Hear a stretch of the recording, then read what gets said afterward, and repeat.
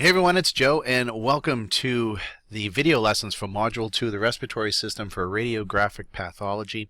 And I'm pretty excited about these lessons, but I want to kind of set the bar just so you know what is expected of you and what the test is going to be like, so that you don't get nervous about this test. All of this information is great, and it's just going to make you a better rad tech, but you don't need to know everything. So let's talk about some objectives and my expectations. Okay, so first you need to know is that you're not expected to be a radiologist. There are a lot of pathologies out there. We're not going to go over every single one, and I'm going to stick to the ones that are most commonly seen at clinical. And not only that, some of these pathologies look similarly to other ones.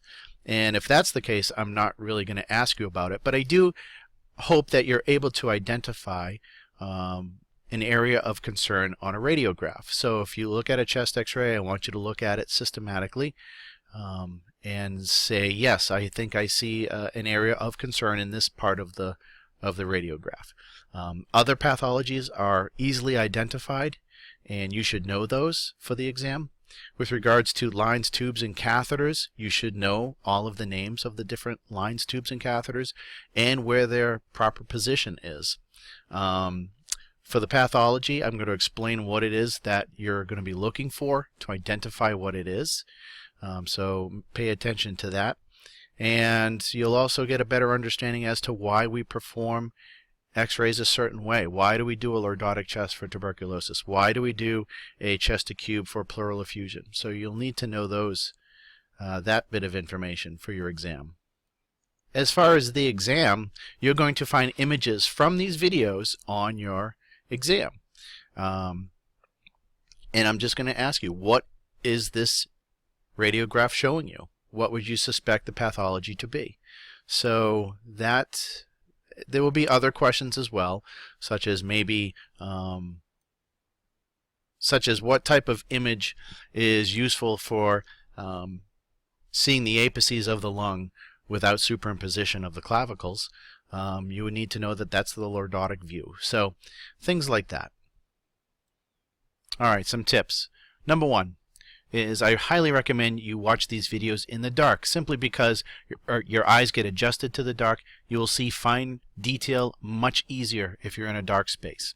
So you don't have to do this, but if you're kind of moving your head around and you can't see detail, it's there. I would recommend getting into a darker area, letting your eyes adjust, and you'll be able to see things a little bit clearer. So tip number one, use radiopedia.com. I got all of my examples and images from Radiopedia. It's a great free website. You can put in a little search. You can type in a certain pathology. You can type in whatever, and it will pull up all types of examples and images submitted by radiologists around the world, and you can read a little bit about the cases.